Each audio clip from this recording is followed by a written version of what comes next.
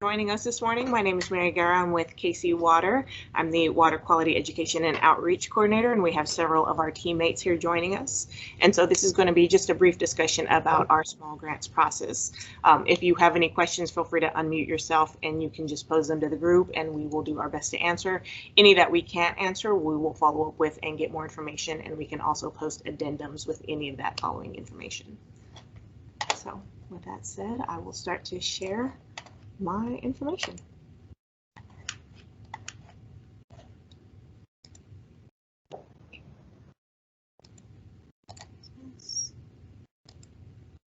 There we go.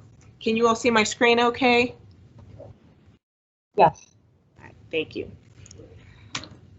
So a quick run through with our agenda. We're going to touch base a little bit about our education and outreach. We are going to go over the grant and a little bit about the timeline. Best practices for grant requests, understanding filling out the city contract, and then if there are any questions. And so we'll get through this first part here pretty quickly. Our education and outreach. And so what we do is we reach out to our community about our watersheds and our stormwater runoff. And so we talk about our watersheds and how we are all affecting our water quality by our kind of human impact. And so what we do is we talk to students about that stormwater runoff. And then when stormwater runoff carries all of these pollutions, they carry them down our storm drain into our watersheds. And so we like to use these nice visuals to show students and community members about this is the kind of things we would see around our city. Finally, we talk about how all of that makes its way to our watersheds, so that we might end up with watersheds full of contaminants. And so we ultimately want to do more education and outreach, but then that led us to understanding that we can also do more education and outreach by supporting our nonprofit partners with our grants program. And so that led to the small water quality small grants program. And so the program started in 2015 to support nonprofits. And what we wanted to do was not only our education and outreach, but also support nonprofits to do additional education and outreach so that you had multiple programs sending those clean water messages and really doing a greater outreach by reaching the communities kind of where they are. And so we wanted to extend beyond our KC Water lessons and really allow those clean water messages to take shape of any form with people doing clean water messages around the city of Kansas City. And so really looking at this grant, we also understand that this is a way to help expand our KC Water lessons. And so if the programs or projects around the community, a great kind of introduction to this would be KC Water lessons. And so really building on the fact that we can help promote your lessons and projects with our KC Water lessons. And so really understanding it was this great partnership where we can really drive this question of what all we can do about clean water messages, and then building that partnership with KC Water. So a little bit about the grant timeline. And so the first part, we have our clear dates. Our grant was posted on the 25th. Today's the pre-bid meeting. Applications are due here to our office, either virtually or in person, by March 29th. And then starting on March 30th, what we'll do is we'll compile all of that information and send it to our review committee, who looks at the grants and kind of goes over some of those details that are offered and written into the grant. The following part is a little bit subject to changes because we're dealing with, a lot of people's schedules and timelines.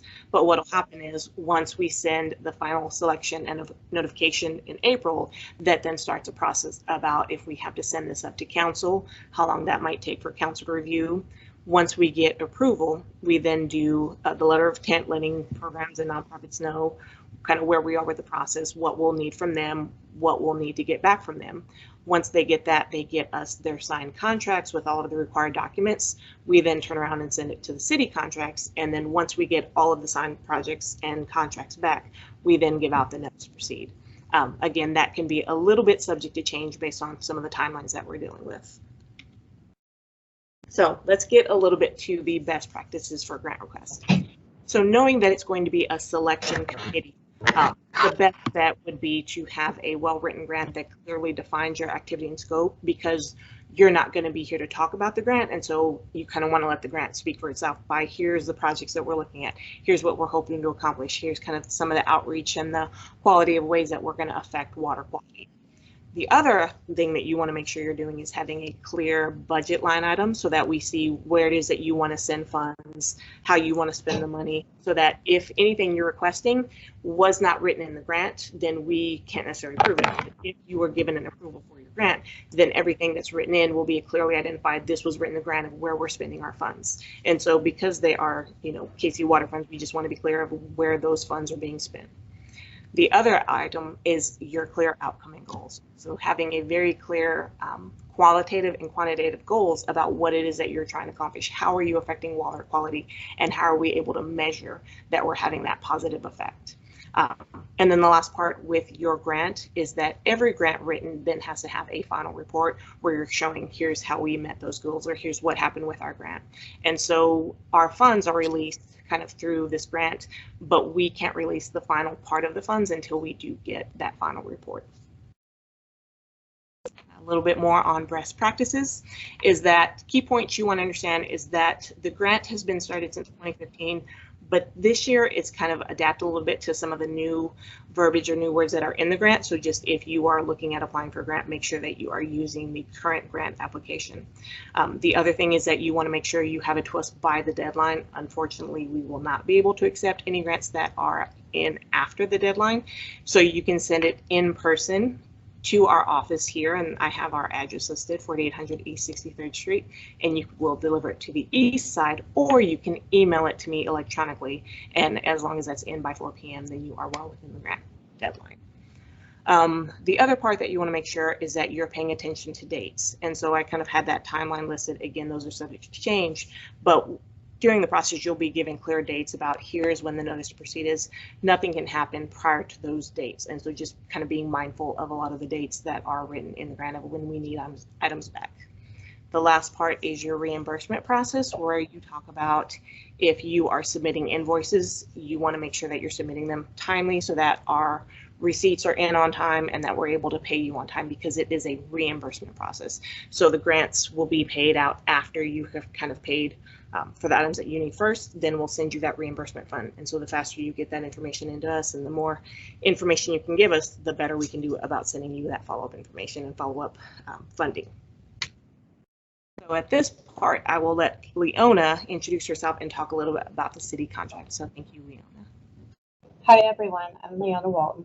I'll be the person that executes the contracts for you if you are awarded. I'll also be the person that, if City Council is required to approve the contract, I'll be involved with that part as well. So a few things I just wanted to touch on is take a look at that application and clearly look at the requirements and make sure that you touch all of those and supply whatever it is that's being asked. For anyone who is awarded a contract, one thing that's very key is that the grantee is a city vendor. And so what I'll do is I'll get with Mary after all of them come in, and once I find out once we're being awarded, I will look and make sure that the grantee is a vendor. And if they're not, I'll supply the application to them so they can get that rolling. So it can happen concurrently while we try to execute the contract. Because if you're not a city vendor, we won't be able to pay you or execute the contract. So very important. And I believe the application can be filled out and sent electronically. It's not actually through our department, but I can possibly answer any questions if they come up. A couple of other things I wanted to point out. Part of the RFP is what the standard contract will look like without anything filled in as far as companies, of course. And a couple of key areas is in the Part 1, Section 7, it spells out the city's insurance requirements. If you get through there and you're awarded that contract and you don't quite understand what the requirements are, especially if you've never worked with us before, please reach out to me. And my number will be in that letter of intent contract, and I'll be accessible to answer any questions.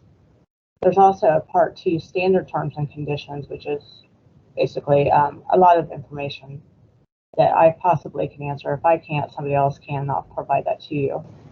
And the last thing is, if the contract is under $5,000, it's a possibility we may not need to do a contract and it'll be handled as a direct pay. But I understand you still have to be a nonprofit organization. That was all I had. Thank you, Leona. You're welcome. So Next part is, are there any questions?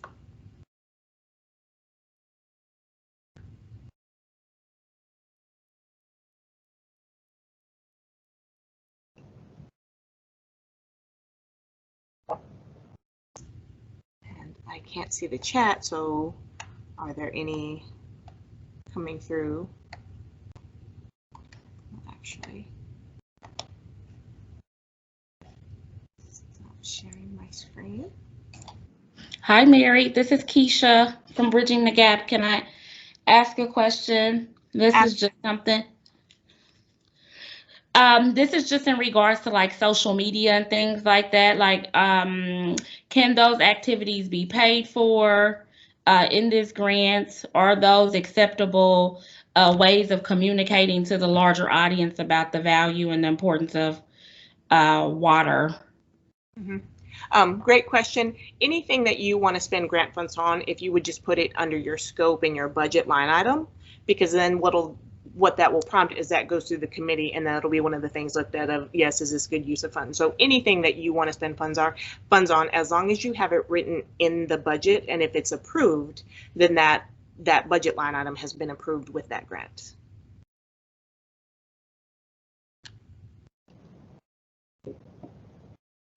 Any other questions? I know we got through that fairly quickly, but we will post the recording as well as the notes. Yes, Kate. Okay. Hi, everybody. I'm Kate Dillahunt, and probably most of you know me. I just want to remind you, when you're doing your budget, please make sure that you include any in-kind contributions, which could include funding from another source, or it could include volunteer hours or the cost of equipment that you purchased either on your own or with another grant. Many times nonprofits overlook their in-kind contributions, and sometimes they also overlook their partners. So if you have another 501c3 that's partnering with you, or somebody from a 501c3 is helping you with part of your grant, be sure to include them.